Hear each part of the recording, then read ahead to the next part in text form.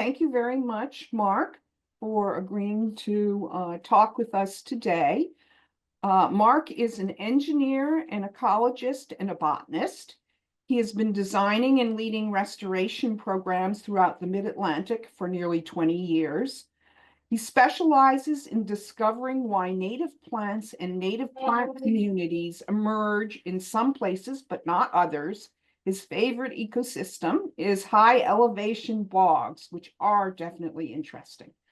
He is married with 2 kids in college. And as Lisa said, he also runs a wholesale nursery and has so many plants native to Maryland that he is certified. He has a gold certification in the New Maryland program. All right, good evening. Thanks for the introduction, Judy, and wish I could meet all of you. I'm sure we're all huge fans of native plants, and I am too. So much so that I shifted careers about 20 years ago from business consulting. I worked around the world to focus on what was a brand new field at the time, which was basically ecology and employing ecological principles to do cool stuff in the wild. That's me on the left there, talking to some landowners. And I am involved with a number of different organizations. ArcWild is a large full service restoration firm. We work mostly for state and federal agencies. I'm also involved with a sister company called Wildlawn, which has as its mission to bring ecological principles to the home, campus, and corporate landscape, where perfect wild isn't necessary, that people interact with it. So that's Wildlawn. There's some other things that we do. We do have a nursery that supports restoration programs, whether it's ArcWild or Wildlawn, so trees, shrubs, herbaceous, all of that. We do collect almost all of our own seeds. We have founder plots, so that's the nursery. We also have an R&D group and a software solutions group that provides software to like-minded organizations. So we've been in this space for a long time and have grown. Each of these parts of our company independently, but there's obviously a lot of synergy between them. So that's who I am. So I've been involved with that whole process.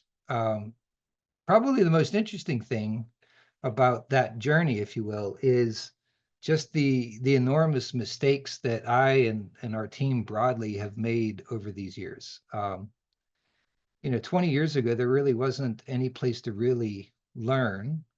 Lots of things on the internet, lots of books, lots of ideas, and not knowing anything else, we just implemented everything that we heard other people tell us. And 8, 9 times out of 10, it just wouldn't work. So we had to evolve past just publicly available information about plants or ecology or really anything, and start to develop our own body of knowledge, our own body of expertise, and now even databases and tools to be able to do things kind of better so that they work. As a business, we survive or not survive based on our ability to deliver results. So it's imperative for us as a practitioner, ecological practitioner, to get things right the first time. So anyway, that's who I am. ArcWild, like I said, is a large, full-scale restoration company working on hundreds or thousands of acres. And I'll explain why this is important. This is not an advertisement. And then we have Wildlawn, which brings those principles to the home landscape. Now, why that's important to share that background is, I'm not a landscape designer. I'm not a horticulturalist. I'm not an architect or anything like that. I am an engineer who has been trained to identify problems and then solve them, and to figure out why things don't work. So tonight's presentation is about lawns, but I'm calling it natural meadows. And then we're going to focus mostly on kind of some of the core things that we've learned that I want to share with you. And it's the organizing thought is here, the harsh realities of natural meadows. So I'll just start with some basics because I don't know who everybody is. So start here. So of the 226 Maryland native plant community types, that's from the Natural Heritage Group, really only 6, depends on how you count, but we'll just say only 6 are terrestrial meadows. And they're exceptionally rare in Maryland and in Pennsylvania and in anywhere in the mid-Atlantic. So real stable natural meadows, there's only a handful of types, and they are very, very rare. Here's a quick overview of those 6. They might be called differently in Maryland, but they are pretty much the same throughout our range. So you have these little blue stem Pennsylvania sedge openings, calcareous openings, Cytoxgrama, serpentine. You're all familiar, I'm sure, with the serpentine systems, although there are 2 types. And then you have your Great Lakes or your Eastern Shore sand plains. These are, according to most botanists and ecologists, the only real meadows that are within our state of Maryland or Pennsylvania or any of the others. It's a little different in West Virginia. So they're all beautiful, they all function, they're stable, but the harsh reality is that you, as a landowner, unless you already have one, you can't have any of these because these systems emerge for very, very specific reasons, most of which you probably are already familiar with. So I know the talk is about lawns, but I do need to talk about meadows because fundamentally a lawn, a natural lawn or a native lawn, not a turf lawn, they are meadows. So understanding how to approach doing a native meadow or a native lawn kind of necessitates that we understand the basics about native meadows, because lawns are meadows unless you are treating them differently. So I want to talk first about, where and why do meadows form? Now, I'm saying there's only 3 reasons, there's more, but for simplicity, we'll say there's just 3 reasons, and I'll take you on a quick tour. And all of these images, by the way, next, these are all, I believe they're all naturally occurring meadows. So the first reason is that a place where you have a natural meadow is just simply too dry for trees and shrubs. So that's one of the 3 reasons. It's just too dry. There's just not enough water in the system throughout the entire growing period to have anything other than a meadow. That's very hard to replicate at home. You can, it's very expensive. You change all your soil and you need to do some other things. But for most of us, we can't do that. So most of us don't have conditions that are too dry for trees and shrubs. Or because the soil is dry because the soil is too shallow. So there are these really cool systems that sit on clay or sit on rock or sit on something else where the actual depth of the soil is only, well, in some cases, as little as an inch, and you get these natural meadows or naturally occurring lawns to occur. The other case is where it's just too wet. The soil is just way too saturated to support trees and shrubs of any appreciable amount. And, in those situations, you also get native lawns or native meadows. They are largely devoid of your woody species. But the problem is we don't have these conditions at home either. You can have this excess wetness. It doesn't have to be in a bog or in a wet meadow, but they're caused by depression, seeps, or impact of streams. The third case is where the conditions are wildly extreme. So it's a little different from the first 2. These kinds of unique systems can be extremely wet in the winter and then extremely dry in the summer. And what we call that high amplitude soil moisture change over time basically excludes all plants, except for those few that can comprise that meadow. So this is wild and natural. That is a native lawn, but very, very difficult to achieve in most of the places that we live. This is naturally occurring because of how it functions, and it's very difficult to replicate that type of function. Too extreme, too wet sometimes, too dry other times. Or yeah, there's this unique case, and this is probably the case that's most relevant to us, is where something unusual is happening. So this is a famous meadow system in New York, and it maintains itself as a meadow without human intervention. It does have a few shrubs, but certainly no trees. You can see that. But because of the action of ice. And what's interesting about ice is ice removes the trees and it removes the shrubs every single year. And it should continue to do that, even in the face of climate change. But that removal of the trees and shrubs is something that most of us will have to do in order to have a native meadow, which means in turn a native lawn. And that's usually the lawnmower. So meadows are very rare. They occur under very specific conditions. All meadow systems want to return to a forest. You all know that. So the mower is an essential piece of equipment when trying to think about or implement any kind of a native meadow system outside of where they already occur. All right, so what can we do if we really want a meadow anyway? So if we don't have the conditions for a meadow, and most of us don't, how do we get to that meadow? So we like to share like these 3 golden rules, just a few things that hopefully you can take away with you tonight if a natural lawn or a low growing meadow is in your future. These are 3, I would say, inviolable rules that would encourage you to adopt.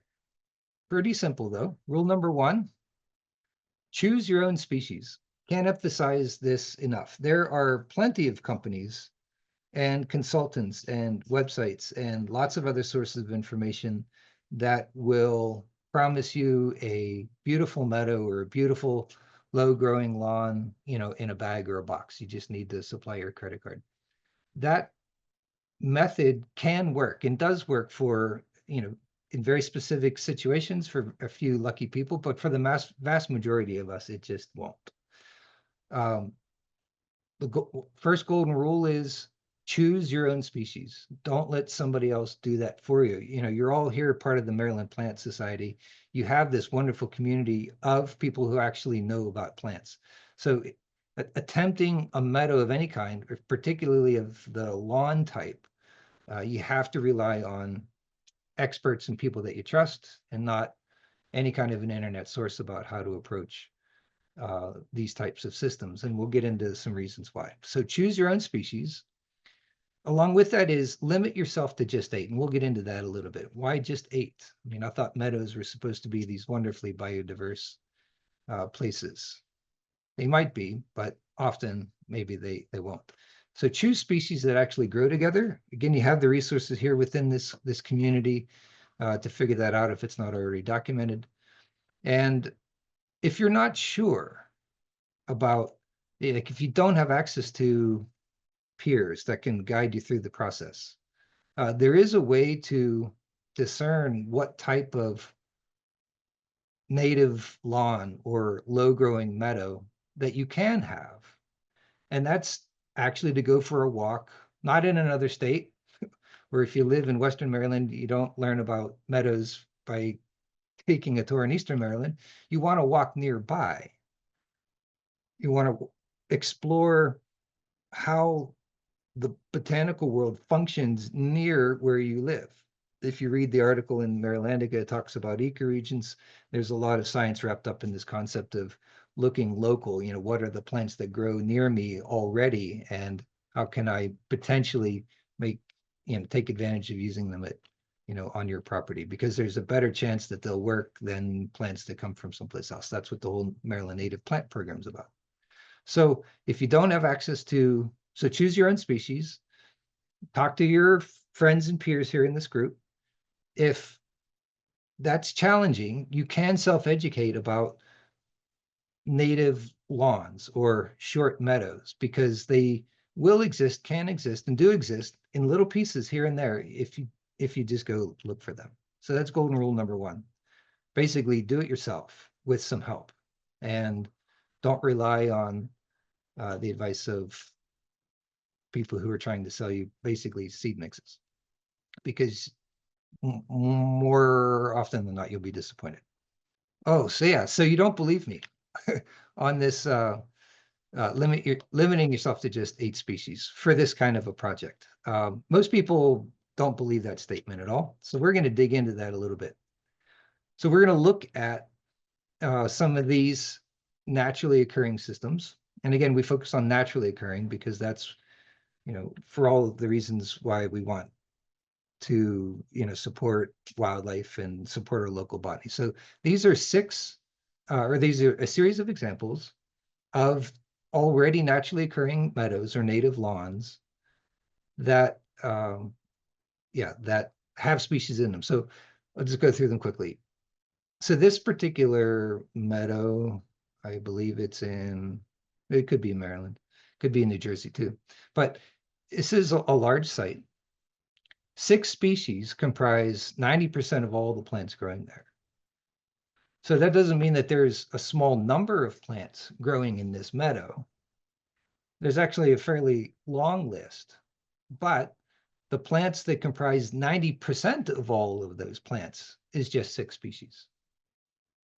And this is a theme that we're going to see going forward, and something to look for when you're taking going on your tours with the society here. All right, here's another meadow, different place. This is I think almost a 30-acre site. It's really interesting, and it's wild and natural. It was never seeded. So 5 species, just 5, comprise 85% of all plants growing here. Goldenrod, a bee balm, milkweed, an aster, and another goldenrod. There are lots of other species here, but when we talk about what are the species that actually define this site, that are actually well attuned means that they grow well. Not only that, but they're able to reproduce. Plants don't live forever, so for a plant to be stable in an environment, it has to be able to set seed, and the seeds survive, and then those seedlings survive. So the number of plants that are able to accomplish that, in the context of other plants here, are just these 5. There's going to be lots of other little ones along the way, but this native lawn or this meadow is basically just 5 species, just like this one is really just 6. Here's another one. This one, I believe, is in New York. This is many dozens, 100 acres, naturally occurring meadow. And if you actually do the counts, you go here, again, there's lots of really cool species you won't find anyplace else. But if you actually ask yourself, step back and say, what are the species that actually comprise this meadow? Or there's only 4. Here's another one. This one's in Maryland. 6 species comprises 85% of all the plants growing there. Another one, 5 species comprise 75% of all the species.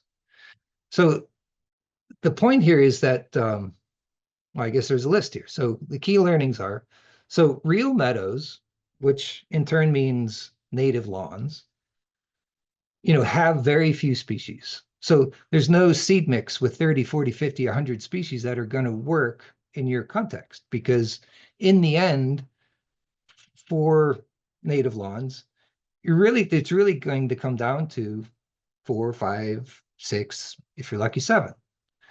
Real meadows don't share. So one meadow is rarely the same as another meadow because every site is different. So a meadow that someone designs for you, or a meadow that you see someplace else, probably will not work on any site that you live or own or manage, because that place is different. Each site is different. So you can't just transport one meadow concept or one meadow composition really from one place to another. We just don't see duplicate meadows in nature unless they are in the same place, or at least in the same ecoregion.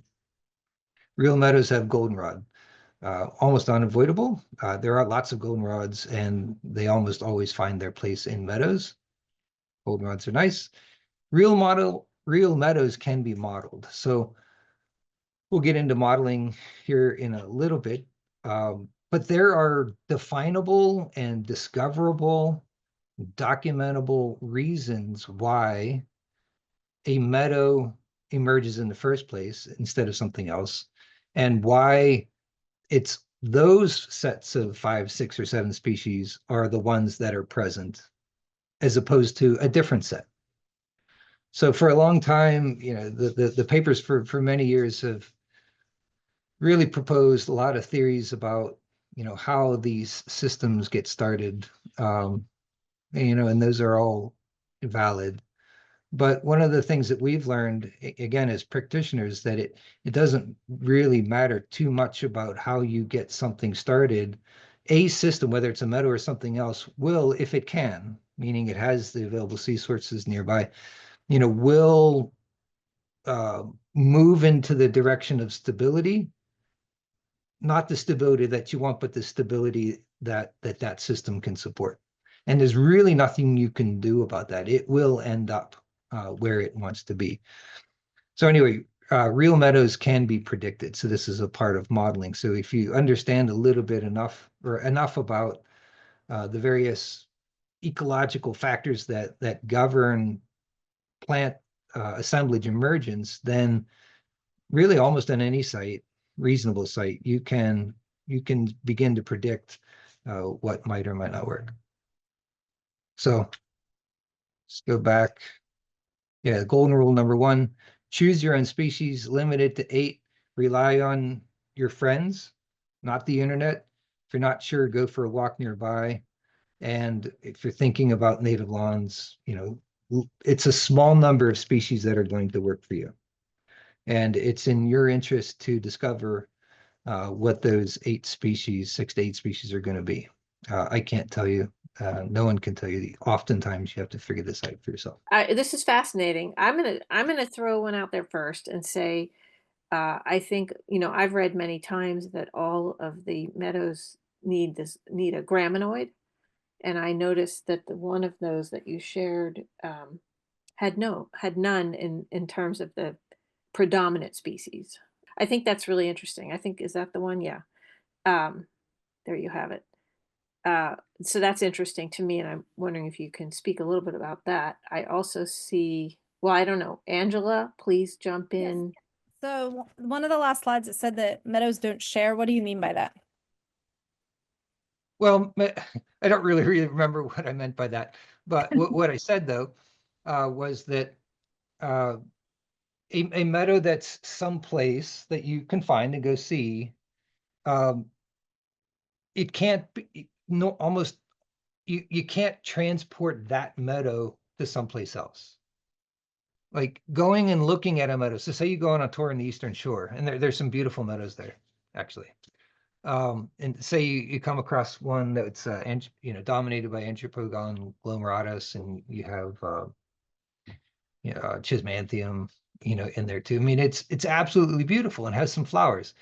You can't you can't share that meadow with yourself or with anybody else, because that meadow is unique to that specific spot. Now, if you have another spot that functions exactly the same, then you can share it. Like you can kind of pick that meadow up, collect the seeds, grow the plants, whatever, and move it someplace else. But that's extremely difficult, and often does not work. So I believe, if I recall, that's the key message there, that you can't just go see a meadow that you like and decide that you're going to put it in your backyard, because that fundamentally will not work. There's a good question here from Pengfi Yeah, Song.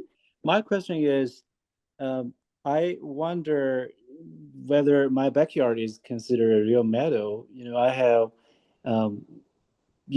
grass, but I also have some native plants. I think they are. I have pink oxalis, but I also have dandelions. I have things that I don't want. I mean, I wonder, real meadow is it basically learn that you don't treat it with the chemicals, you don't try to remove the unwanted weeds? I'm a little confused, sorry. I think I understand the question. So, yeah, when we talk about real meadows, really talking about like these classically defined meadows, that each state's natural heritage program has documented, because they are unique resources. Quite a bit of effort goes into finding them, documenting them, protecting them. And in the case of the Midwest, where you can expand meadows into new places, that's good practice and good business. On the East Coast, in the opportunities for real meadows are very, very limited. So here we're talking about those classic meadows, but I understand your question, I think. So if you have if you have something in your backyard, whatever it is, and if your backyard is functioning in such a way that, it's not reverting to forest, because you're mowing it, or even if you're not mowing it, it might be dominated by non-native turf grasses and dandelions and a bunch of other things, Boston ivy. So there are other plants that can work in a place that basically would function as a meadow. And, but there you get into, what type of meadow are you comfortable with having? So, many people here might, if they had a meadow comprised of dandelions and stilt grass or something else, that is a meadow. It's a non-native meadow. It does function, but maybe not as well as another set of plants. Then that's really a personal choice as to whether or not that's the type of meadow that you want to have on your property. No one can tell you that, I don't think. But in this case, we're talking about, so far we've been talking about real meadows that occur in nature, unmanipulated, and whether or not, talking about what we can learn from those meadows. It's basically a limited number of species. They occur in very predictable ways, and most likely you can't have that at home because you don't have those conditions. We're not really talking about non-native meadows or building meadows that are not comprised of locally native species. Not sure Now, Cindy, you have a comment or question? A lot in our development was not developed. It was left unmowed for about a year. The mouse population increased dramatically. I know a lot of the homes were filled with mice. There were snakes, but they didn't take care of the mice. Is there something you can plant in a meadow that will discourage mice or not encourage them, since they carry Lyme? Well, that's building meadows in a place that people live, where there's a diversity of backgrounds and opinions about the role of nature in the built environment is really challenging. We face this endlessly with homeowners associations. So, I mean, meadows, the reason why we talk about meadows at all, they are rare, but they can be built. And the reason why we build them is because they are, they are grocery stores. I mean, they are the beginnings of a food chain that supports ecology. That's why we do meadows in the first place. Meadows really aren't to look at, although they can be pretty, but they are food factories for birds and food factories for other animals. And some of those animals are undesirable: voles and mice and snakes and spiders. They are in some ways unavoidable, unless it's a meadow that doesn't attract those animals. But those meadows, they do exist in nature, but you can't have those kinds of meadows in the built environment, and particularly in central Maryland, like Baltimore South. Just the weather patterns and the soil type are such that those types of meadows that don't necessarily attract tons of mice and voles and other undesirable animals, if you will, they're just basically not possible. So yeah, when you build meadows, you are growing lots of food for wildlife, and that includes mice. Don't know that there's a way to, specifically exclude mice. I don't. All right, rule number 2. We talked about rule number 1. Do your own homework. So yeah, learn. So if you have a piece of property, it is fully capable. It doesn't matter what property you have, hard packed clay or gravel, or it's swampy wet, whatever you have, it can support native plants. Now the challenge is that native plants is general. I mean, you can orient a native planting on your property, whatever it is, like, towards a meadow or a native lawn. But the critical thing for you is do your own homework. Learn what your site can support. This maybe can be challenging, but the great thing is you're part of this community and you have experts here and just get to know each other. And there is a way to get at what your individual piece of property can become and what it can support and what it can't. And if you're like me, I'm sure all of you are, I mean, we've all wasted thousands, tens of thousands, hopefully not more than that, on buying native plants at native plant sales, and then discovering that they don't work for your property. And there's real reasons for that, and they're discoverable. But you don't have to guess as to what to do on your property. There is expertise around you, and there are actually tools available, and I'll give you a glimpse into one of them. But no one can tell you, no designer, no architect, no ecologist, no engineer can tell you what you will work on your site, because there's too much information, too much learning, too much familiarity that's required to be able to just, to arrive at the set of plants that are going to work for you, native lawn or not. That really must come from you. But there is a way to get there, which maybe we'll talk about. Yeah, here's one. So these kinds of tools are not hard to access.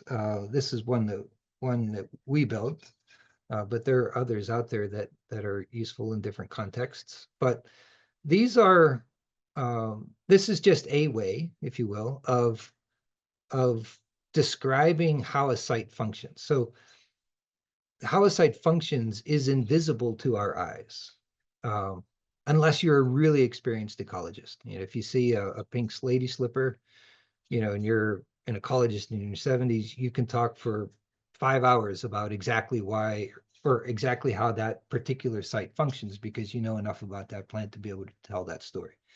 But that's not scalable across a large community. It's certainly not scalable across the state. So these tools are emerging that are, in a way, decomposing the experience of these experienced ecologists, and linking the presence of a species, wherever it is, to the actual measurable site characteristics. But the key, that should be obvious. We can already do that in some ways, but what the newer tools coming online are doing is looking at how a site functions over time. Because of plant constraints across its multiple dimensions, lots of things want to kill plants. The only reason why a plant is stable in any particular environment is because those things that are trying to kill it are unsuccessful, or those things that are trying to kill the plant are not present because they can't be present because of these measurable site characteristics. So if you can measure these site characteristics, in the right way, then they provide great insights, mostly into what plants you cannot have. And it's sort of the opposite. So if you can't have all these, what are left? Well, what's left is usually that small set of species that we talked about before that will be, stable on a site over time. These particular charts, let's see what they are talking about. Yeah, no magic here. It's maybe just a new representation, but these are basically soil, water, light charts. There's other things, but at their core, it's what's water doing on the site? How's that water interacting with the soil, and what's the role of light? And you combine these measurable things, and we have lots of data. Most of the data on the site characteristics is public, including rainfall, in your zip code, every single day for the last 30 years. So all of this is usually publicly available to model and represent graphically so they can be interpreted, how a site is functioning. So as a quick tour, probably can't see my mouse, but I'm looking at this chart in the upper left. Blue means wet, saturated, or inundated. Green means moist, but not saturated. And then the orange increasingly going down is drier. The scale is actually pressure on the left-hand scale, if you're a scientist. And then the scale on the bottom is just weeks of the year. And the squiggly lines represents the expected, right? Because no one can predict how, what your soil moisture in your yard is going to be tomorrow. But we can say statistically what we expect it to be really every day of every year, based on historical data. And then you can tweak it for climate change and things getting warmer and rainfall patterns changing. So it's all modelable. So the two lines, the two black squiggly lines, they represent one standard deviation above the expected level, in this case, the soil moisture, on every single day of the year. So if you look at that chart, you can see that in the wintertime, this particular site, wherever it is, Barchet Meadow, is sort of, it's not dry. It's certainly not wet. So it's in the mesic range. So that's a nice place to be. It can be low, it can be high in any given year, but these are 20-year charts. So that's a pretty narrow range. But then towards the summer, it starts to dry out. And then you get a little bit more variability, but then it kind of comes back up, obviously, to where it started. So that's a soil moisture chart. And what that tells us is that you would not ever really expect it to be any wetter than, say, that the middle of that green, nor would you expect it reasonably to get any drier than the bottom of that trough. And that tells your botanist and your ecologist just a tremendous amount about what species can work and what species cannot work. You compare that to this middle chart, and you can see that this is a wildly changing site. So not only does it oscillate from being mesic to dry and then back to mesic, and then back to dry again later in the year. That's what we call a high amplitude soil moisture curve, but you also have a very large standard deviation. So basically you have no idea what soil moisture is going to be at any given time. And for those species that enjoy stable conditions, like your orchids, for example, or trilliums, they could never survive on a site like this. That's the one basic interpretation. There's others. And then this other site, Pocono Lake, that's in Pennsylvania. That is, one of the, that's an actual curve, but it's sort of an idealized curve. Because you don't know how much is going to rain at any given time. There is a standard deviation, but this curve is flat. And it neither becomes saturated, nor does it really get below halfway through mesic, if you will.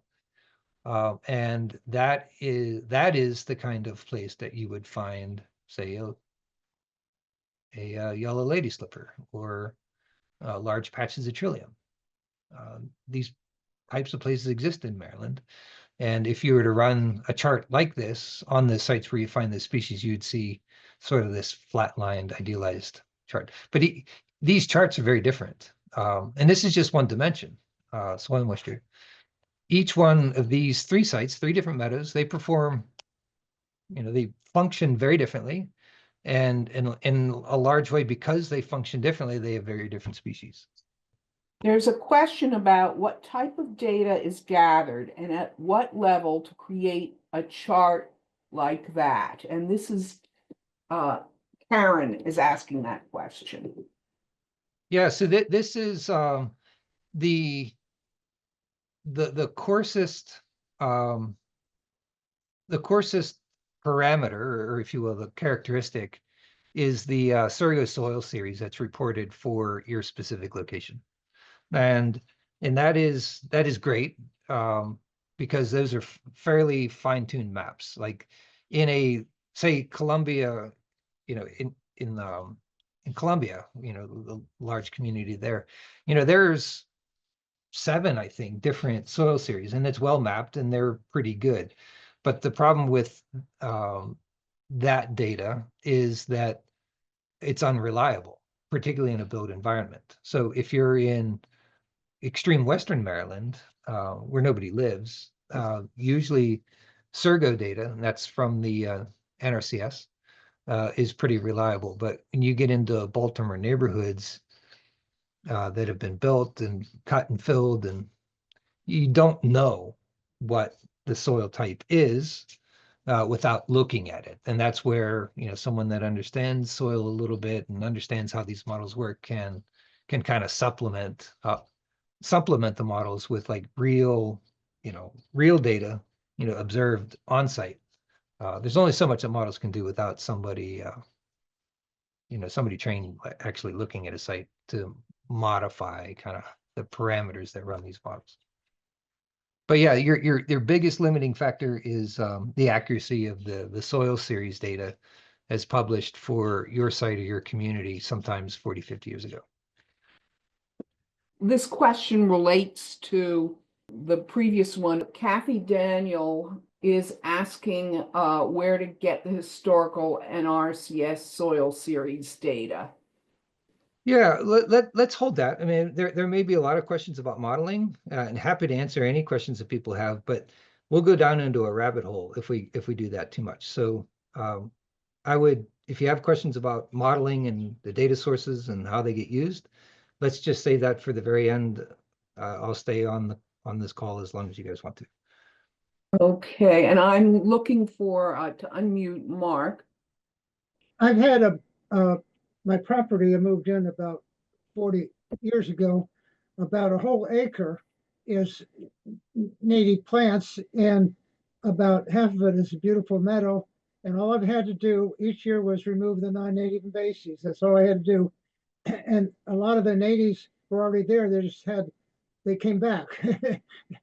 And so I did plant a few, about 10 species of natives over the years, but about 20 other species were just wanted to come back.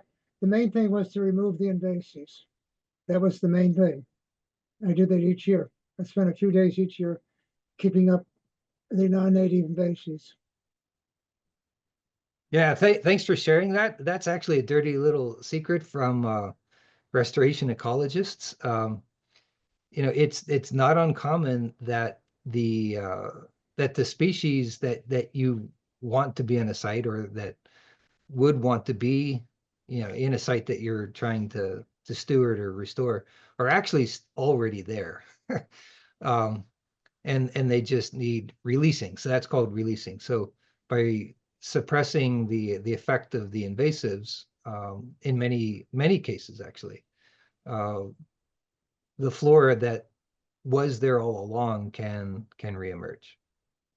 So thanks for sharing that. That is a real effect, and we do take advantage of that whenever we can, because there's no better way to restore a site than to just let what's already there realize its maximum potential, rather than trying to introduce, you know, species that aren't already there, because that usually leads to disappointment.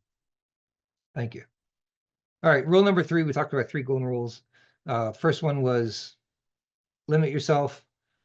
Second was learn this yourself, because you can, it's not too hard. The third rule for native lawns or native meadows is they are almost never built quickly. There's no such thing as spraying glyphosate if you're on board with that, or terminating a lawn, however, is fit for you. And then building a meadow with one pass, with one set of seeds, and having success. That's just not how meadows work, and that's certainly not how native lawns work. They take a long time. There's a completely different set of presentations that we give to other professionals about what it actually takes to build a self-sustaining meadow. The soundbite is it's a 7-year process, and there's an essential first step. And just like I think that was Mark that said, the weeds must be gone. There's no way to get to a native lawn. There's really no way to get to a native meadow of any kind if you are fighting invasives along the way. That's usually step number 1 or 2 after you figure out what kind of a meadow that you can have. So, but anyway, successful meadows are rarely built in one pass. So go slow. That's the rule. You have to go slow. There's steps that you take, and you dwell on that step, in that process until that step is complete. Don't rush it. Be methodical. Start small, few number of species. Eventually, just as Mark shared, you'll get to, after maybe 7 or 8 years, you'll get to a stable system. Maybe it's not as diverse as you like.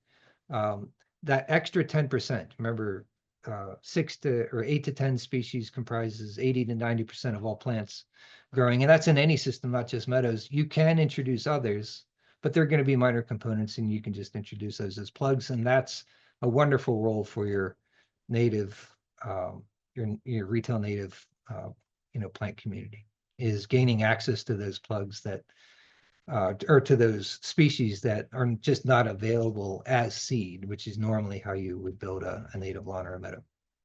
Go slow. Rarely built in one pass. They're filled with problems. You have to start with no weeds. Be modest with your species in the beginning and be specific. Rely on this community and others. And when you get to the point where you have some level of stability, that's when you start exploring the other cool natives that might go into it. So those are the 3 golden rules. If you follow those rules, I can tell you, because we've done it the wrong way for a long time. And now we're doing it the right way. At least we think so.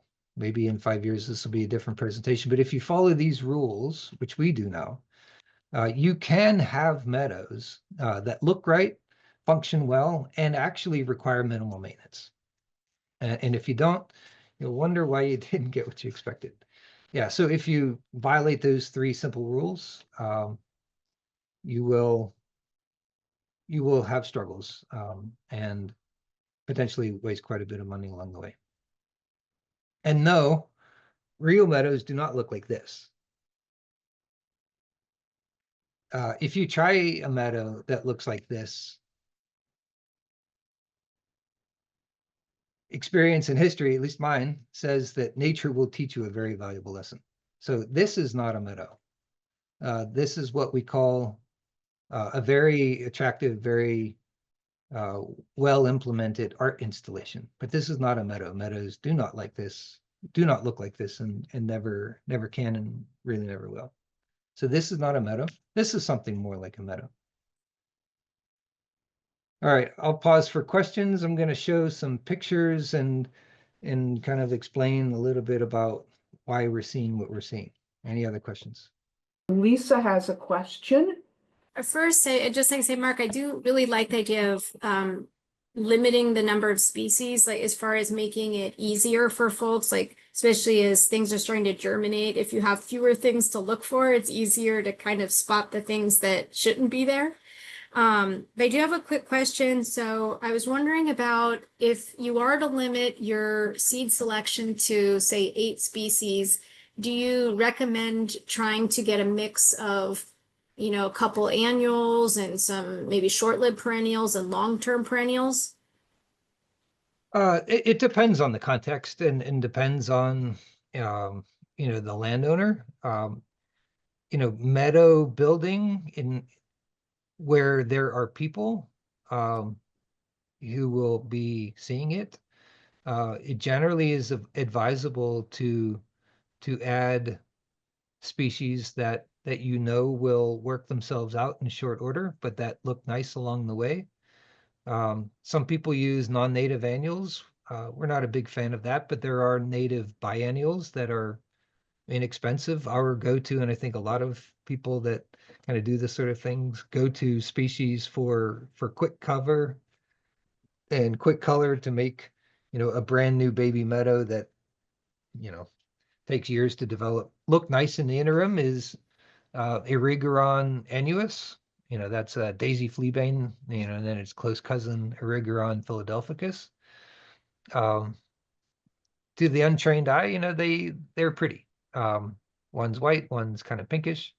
And then you have Rudbeckia hirta, which isn't really native to the mid-Atlantic, but it's been naturalized, and no one would criticize you if you had, at least for a couple of years, a big field of Rudbeckias. It looks nice, supports the pollinators. So yes, when meadows are being built or native lawns are being built, where there are people looking at it, wondering what you're doing, and you want it to look good kind of in the first 2 or 3 years while things are getting going, there are biennial natives and annuals that do that job quite well, if that was the question. Yes, and one more question, since you asked for it. Becky is not able to unmute herself. Her question is, can you repeat the dirty little secret and how it works? Oh, the dirty little secret. So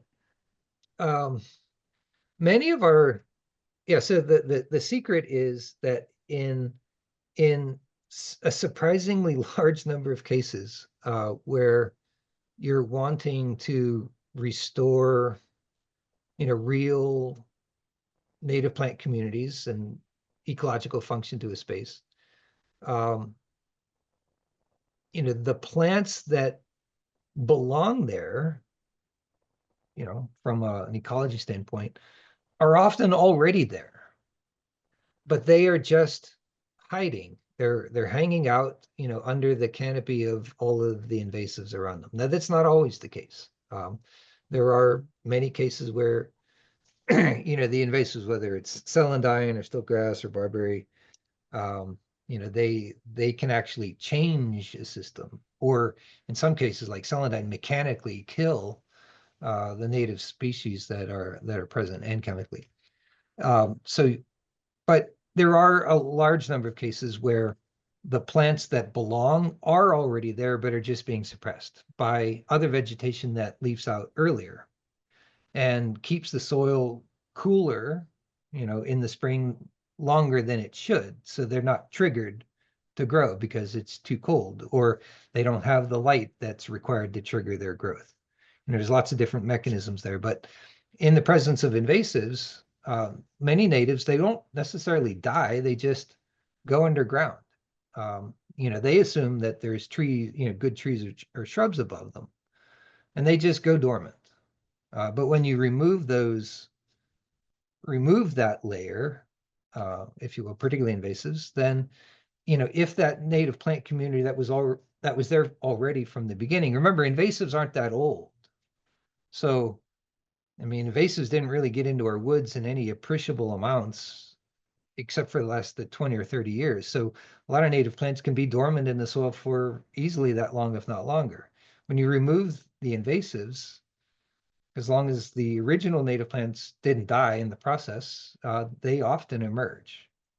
So when restoring a place, it's not always the case that you have to start from scratch. There's often an opportunity to just do a great job of managing out invasives and letting those things that did survive that,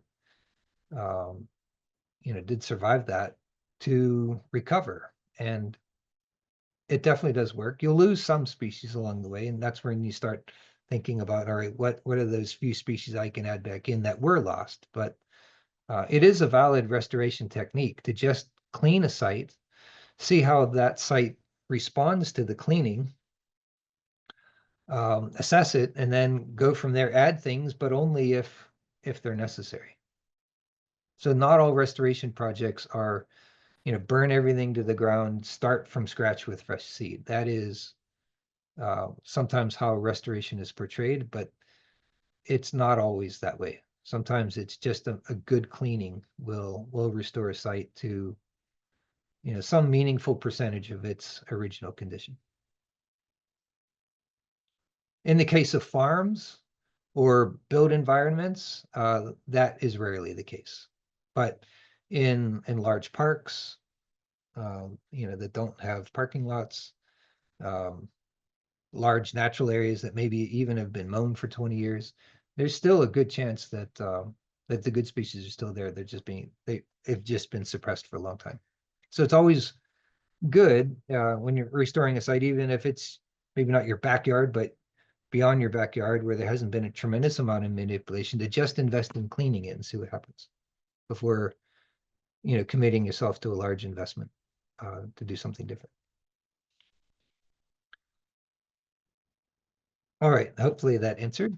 So this is not an advertisement. We don't advertise. This is all education. But what I'm going to do next is show you, actual built native lawns, just to prove to you that it can happen. Yeah, I'll just do that because there's some learnings along the way. So they are possible, these native lawns or wild lawns or short native meadows. They are possible if you follow the rules that we talked about, simple rules. But there are additional challenges and restrictions that we just have to talk about because, incomplete knowledge is a problem that we don't like.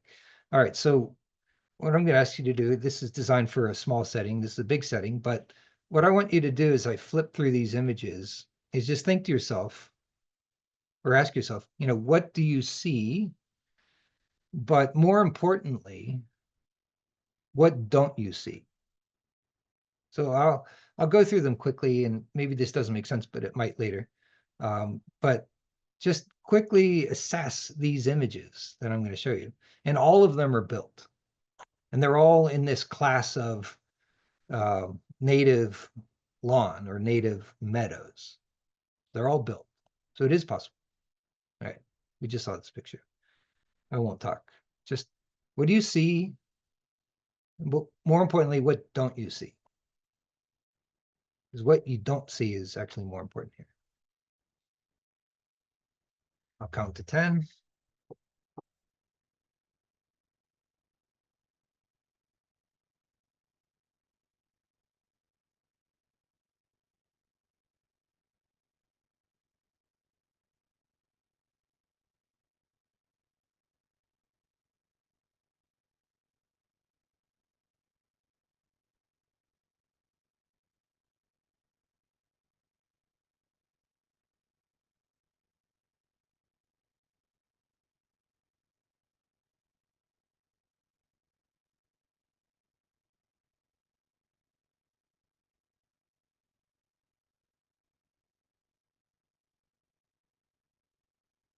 No, I have to say something here. This was a forest restoration. When we did the initial species surveys, there were none of these sedges, but once we cleaned up the site, there were tens of thousands of them. But they were able to grow because we removed all the junk on top.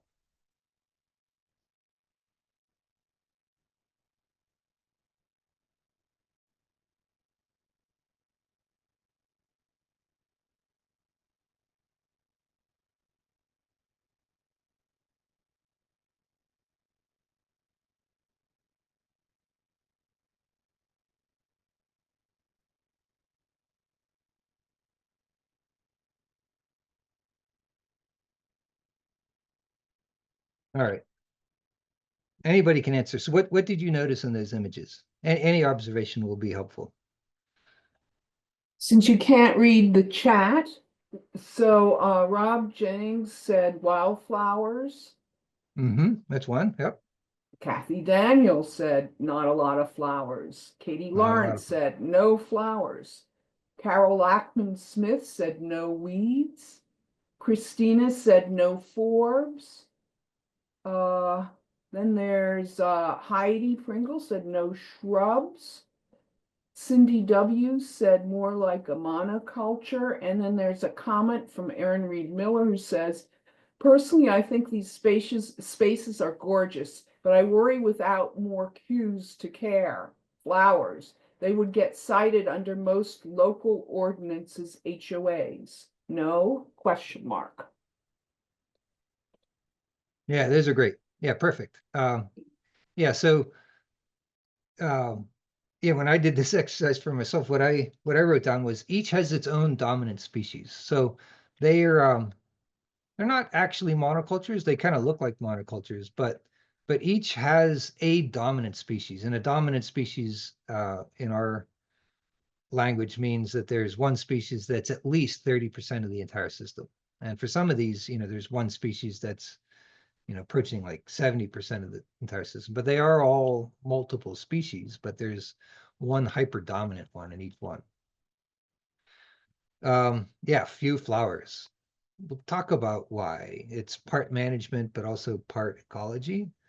To get to these native lawns and the things you have to do to get them and maintain them as native lawns. And again, we've kind of changed the context here a little bit away from like native natural meadows to built native lawns, right? I should have clarified that. So we shifted a little bit. But there are management you have to manage a native meadow. If you don't, it'll just become a forest for all of us. So mowing, I mentioned mowing at the beginning, mowing is essential. And not every day, not every weekend or anything, but anyway, there are management realities, and there are species selection realities that in combination yield few flowers. And then they are generally short or up to knee high. So short is good for most of us. Knee high can be a problem, in a public or space or in a community. But again, a mower can help. All right, so why? Like, why are these things what we see? All right, so here, forgive me, I'm going to digress into a little technical stuff. Some of you might actually find this fascinating. So all of these meadows, I'll go back. These are all warm season grass meadows or warm season native lawns. The cool season, there are cool season grasses. We're experimenting with one of them, which could be really nice. It hasn't been released yet, but it's a Grastus scabra. It's pretty cool. It's beautiful dark green, even in early April. But these kinds of native lawns, cool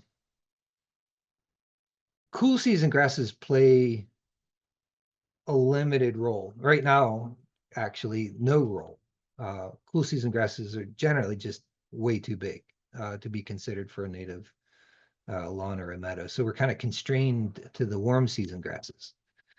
And why did I mention that? Oh, yeah, so warm season grass. So this is a warm season grass chart. Now back to learning how your site functions. If you don't have a model, you don't necessarily need a model. You just use your eyes and your brain and look around. But what's interesting about warm season grasses, so these are, each one of these colored lines is a different species. There's a key at the bottom. From Bouteloua curtipendula and Schizocrenium litorale up to Tridens flavus. So if you actually model out the soil moisture constraints for each of these species, what soil moisture, again, this is just soil moisture.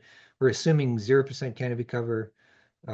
We're assuming that the soil type, the underlying soil, is capable of these soil moisture curves, which is not always possible. But assuming a certain class of soil, which most of you have, and zero canopy cover, right? So taking those factors out and just looking at soil moisture and the actual soil moisture conditions that are present over time for each of these, pretty common, some not so common, warm season grasses. One of the fascinating things that you see is that those lines do not overlap, or they do a little bit here and there. But those are your weird species. By and large, though, this is a very clean, surprisingly clean, well-ordered stratification of soil moisture requirements for our common warm season grasses.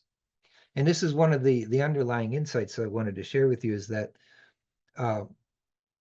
in why I said meadow, you can't share a meadow, or meadows don't share. So if you have the site conditions, say for that, I don't know if you can see the mouse, but the pink line at the bottom, which is Schizochyrium litorale, you know, that kind of a curve profile is the only place that you can ever find that beautiful warm season grass species.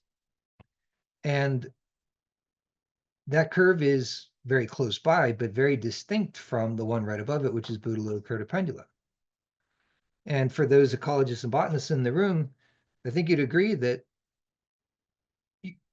if you're at a site with Bouteloua curtipendula, yes, there's pH and other issues, but you would never find Schizochyrium litorale, and vice versa.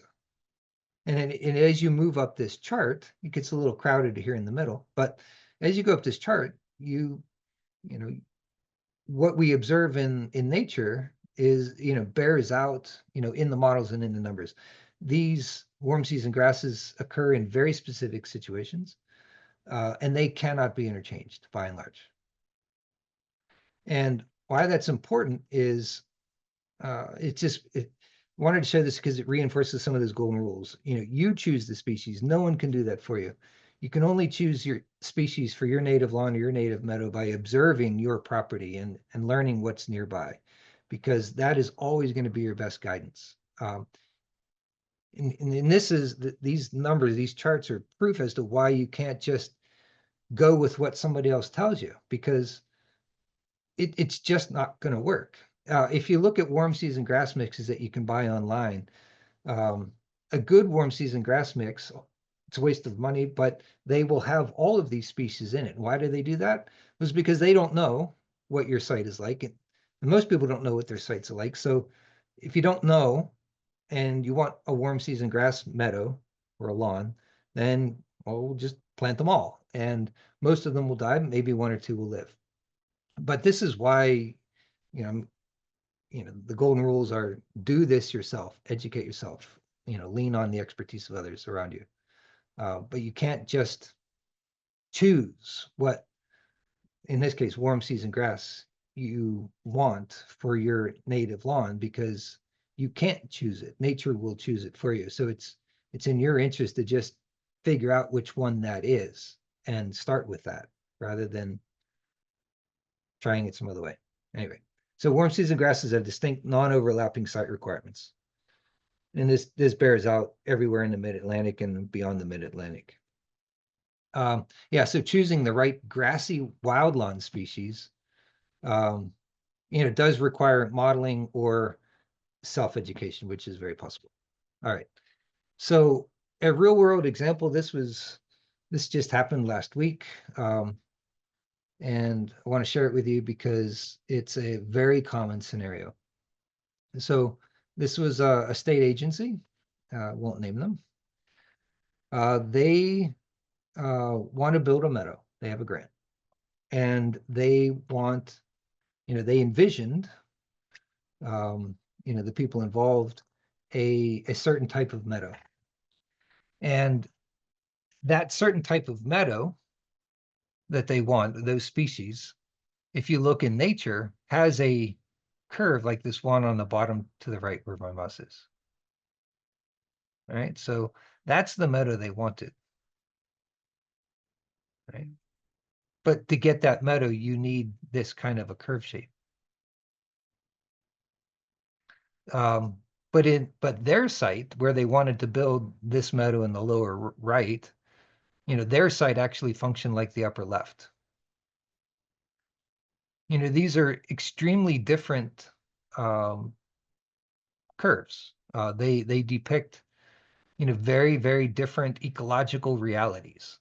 And when I said, meadows don't share, or you can't share meadows, you can't take the meadow that's located here, place called Nelly Hill, and transport it to Five Rivers.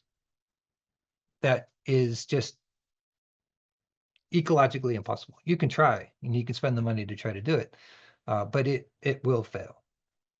And I just put in this other chart, so this is somewhere in between. So these are actual real meadows. I guess you can guess that they're in New York. But each one is different for very knowable, discoverable, learnable reasons. And a meadow that occurs in one place cannot occur in another for this particular factor or characteristic and some others. All right. Which leaves us with one final thought. I think I'm done, which is great. The meadow or wild lawn or whatever you want to call it, that you want, or more importantly, that someone wants to sell you, has absolutely nothing to do with what you can have. And so resist the temptation to chase after building something that you see in nature.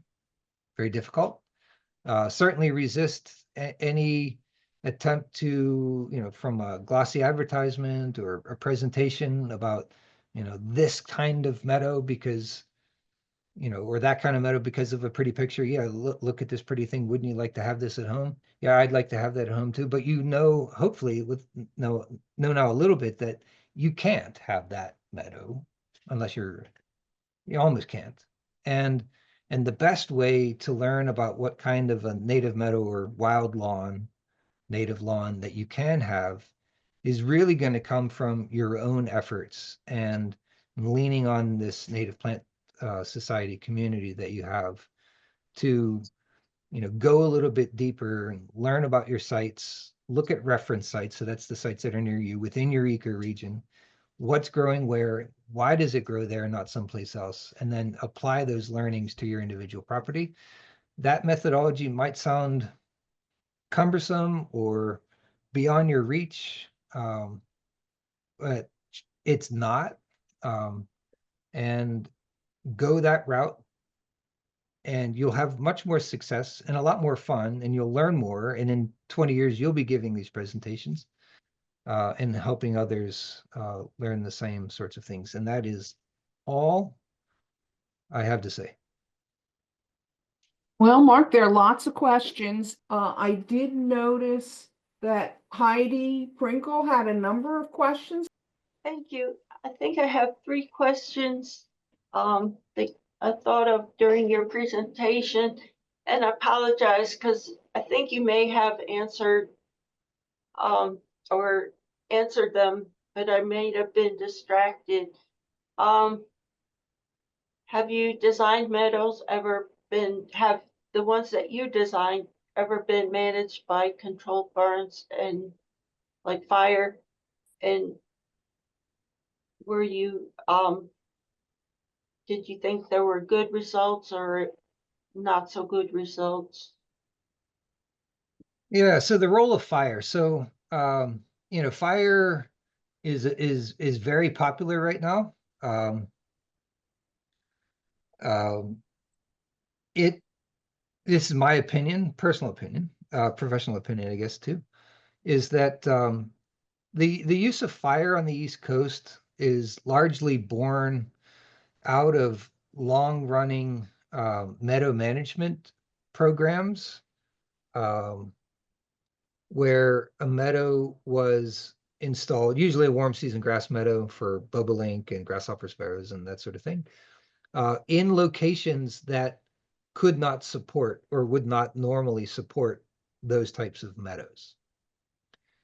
So, and some of these meadow systems are very large, owned and operated by the federal government. So there's a lot of marketing and a lot of, in some cases, even tourism around those meadows that were built in places that they couldn't survive on their own. So the use of fire was introduced, several decades ago as a way to try to keep those meadows in a state that was consistent with how they were built.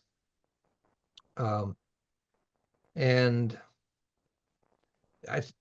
that's how, so fire is for real in the Midwest and in the West. It is a valid management technique. It is valid here too, but only really under very specific circumstances. Fire is a very useful tool. We'll say, for example, at Soldier's Delight. That system exists only because it had been burned anyway for who knows how many thousands of years before most of us were here, for food production.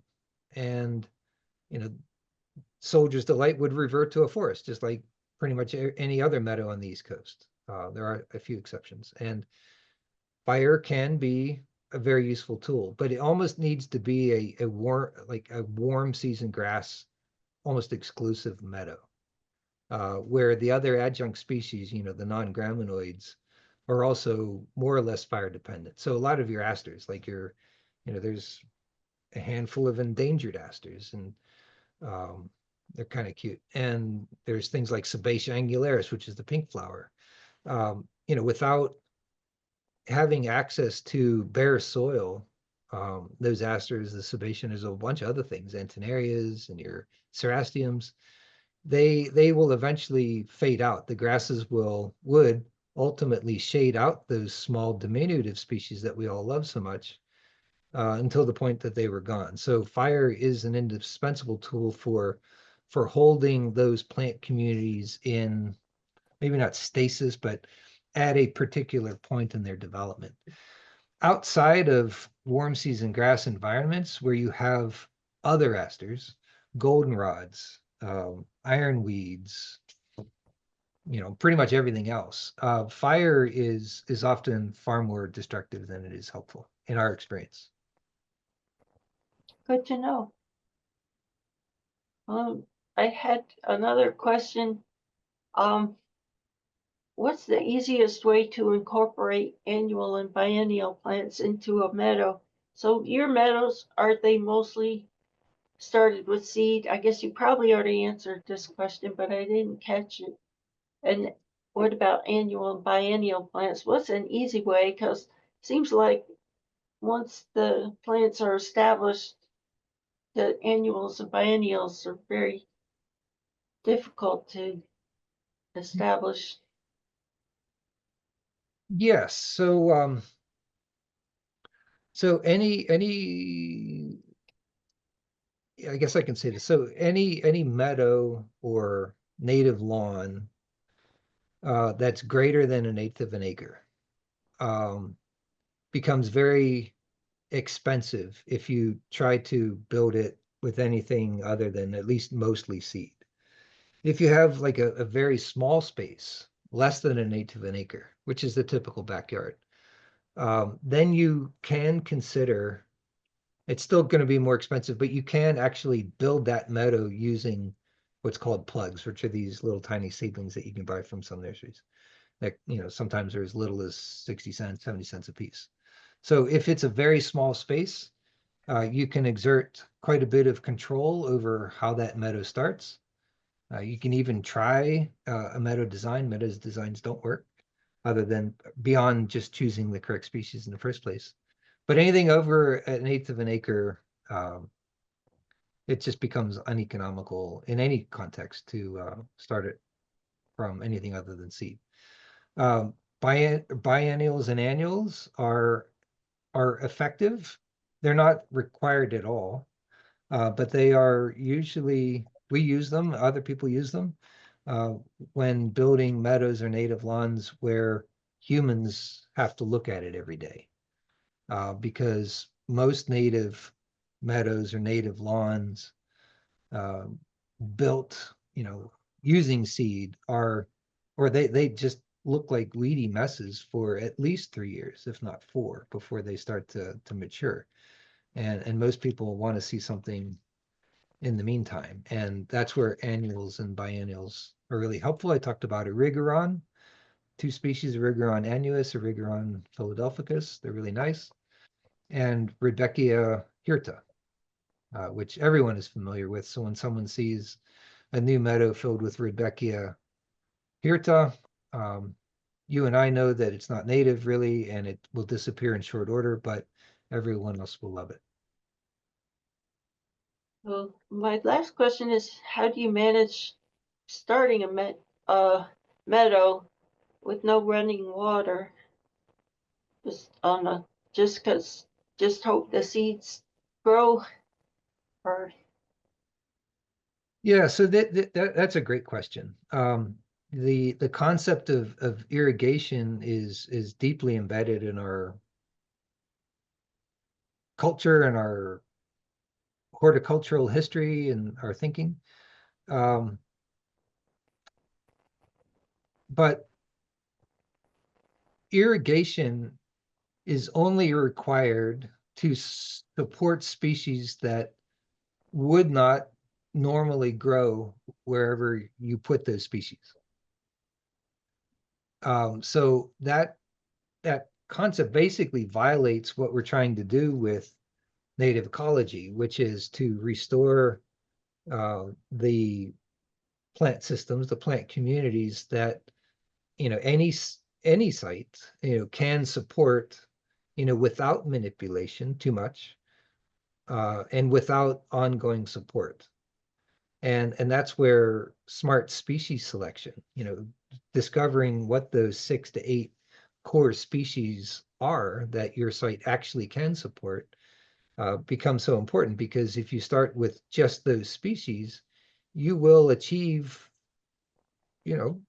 a good result naturally, without irrigation, without undue management or manipulation. If you start with the wrong species, say in the case that you're thinking, maybe where you have a dry site, but you want species that like it moister or need it to be moister for the seeds to germinate or for the seedlings to survive, then yeah, you would have to irrigate. But that doesn't make sense, because eventually you'll stop irrigating. And then what happens to those plants? Well, they will eventually fade out. Individual plants don't live very long. They rely on being able to self-seed back in for long-term sustainability. So irrigation does not play a role in the meadow or the wild lawn or native lawn building process at all. If you include irrigation, most often than not, you are growing native species that your site can't support, and almost certainly you will be growing really big weeds. thank you for answering the question. Mark, you've got your hand raised. Okay, I have found in one of my parks that where there's pine trees, there's a totally different vegetation. If you want a native plant meadow that plants it like acidic conditions, can you just plant a few pine trees? Sort of, in a way. Yeah, I would say actually, the real answer is yes. So the pine trees, as you've noticed or mentioned, which is true, in the presence of conifers, we'll just say conifers, there is a different set of plants that grow under them or near them than what grows out in the open. And there are multiple factors, we've talked about a few of them, that drive that difference. The primary actors, however, or the dominant factor in all of these equations is soil moisture, but then you also have the light and the soil type underneath it. So planting conifers can't change the soil that's under the soil, under the, can't change the soil type that you have. It can't change the day length. But what it can do, What about for alkaline conditions? it has been pretty well demonstrated that there's nothing that humans can do to permanently affect the underlying chemistry of the soil. Okay. Yeah, you can affect chemistry sort of a little bit at the top, but that is it takes a very long time. And think of a white pine. So you plant a white pine someplace that didn't have pine needles. After 10 or 15 years, you actually have pine needles, and they do change, the soil underneath them a little bit. They decompose and they act as mulch, so you'll get different plants under them. But pine trees fundamentally can't change long-term or permanently the soil underneath them. Whatever that pH is what you're going to have. So planting a pine tree to increase acidity for species that are deep-rooted, that actually deep root into the soil and not the duff on top would have little effect. Sulfur is the primary tool that ecologists use to force plants into a system, but they know that's a temporary measure. How do you recommend preparing an area for planting and eliminating invasives? And I can't tell the name of this person because it's just initials and a number. Well, that's a charged topic, obviously. The techniques that someone might use at home are going to be different from, they can be different from the techniques that the companies that have contracts would use, where performance is mandatory, like success is mandatory. Otherwise, you're subject to penalties. So, in large systems where you have a limited amount of time to affect a result, herbicides, smart herbicide usage, need to qualify that. That's a different presentation altogether. Maryland Extension has quality materials on different herbicides, what they're used for and when and how to use them. We don't use glyphosate, by the way. It's not necessary, but herbicides are in the world of contracting, right, with agencies or large landowners, is really the only cost-effective, and I would even say effective, way to start a new meadow system of any kind. Particularly on the East Coast, but even in the Midwest, the presence of invasives is so strong that leaving any appreciable amounts in or nearby where you're going to build a meadow will most often result in the loss of that meadow to those invasives that you failed to control out in the beginning. So where you must deliver positive results quickly, herbicides are the preferred tool. But you use herbicides smartly. There are specialty herbicides that just go after certain things at certain times. So, your good meadow builders, if you will, they employ multiple pass techniques where, you'll get, and it's largely to eliminate herbicide or reduce herbicide use, or particularly the really bad herbicides. But you can build meadows basically in layers. You get one system started lightly, and then as that begins to evolve, then you can introduce a second set of species, which then allows you to use a different set of control techniques. And so you can build these meadows over time. It takes 7 years at least to build a meadow anyway. So you don't, rather than building it, thinking you can build it all at once and then chase after it with herbicides for a decade, there are other ways to build meadows where you do it in layers. We call them passes. So herbicide, if it's big, and if it's commercial or contracted. For a homeowner, there are lots of alternate ways to suppress a turf lawn. Rugs, tarps, solarization, depends on the type of lawn you have and what your hydrology is in your site. They can be very effective. There are some mechanical means that sometimes get employed. A simple sod cutter that you can rent for $200 a day. You'll need lots of young people around to remove that sod, but you can basically cut out most of the roots of turf grasses and a lot of weeds, not all of them, and just remove that root system altogether and kind of start with a fairly clean starting point by just removing that top layer of soil. So yeah, outside of large meadows where herbicide is the only option, removing the roots of the plants that you don't want, usually turf, and the weed seeds that have accumulated in the top inch or so of the soil, you can just remove all that material and discard it, or give it to a landscaper to use as fill someplace else, and you start with bare dirt, which is great. Or you can attempt to suppress whatever you have currently with sheeting of some kind. They work to varying levels of degree. Well, thank you very much, Mark. This has been a very interesting session, and I think you've opened a lot of people's eyes and answered a lot of questions. Thank I hope you. it was useful. Yep.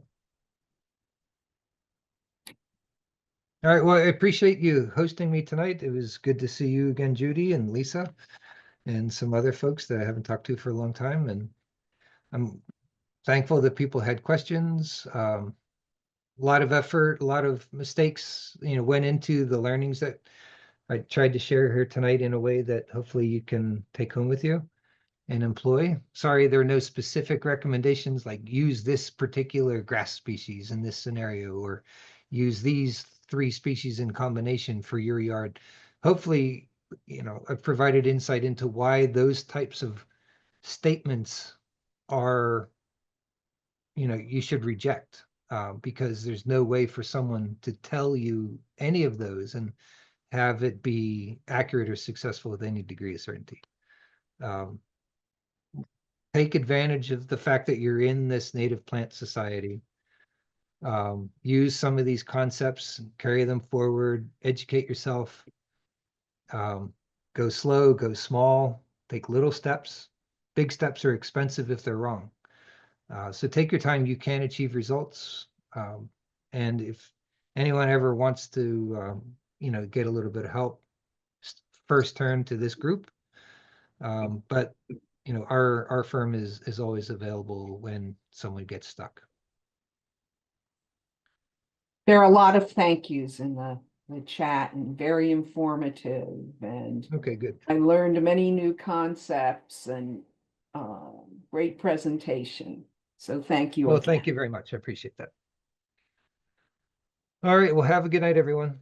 Whoever's Good left. night. All right. Good night.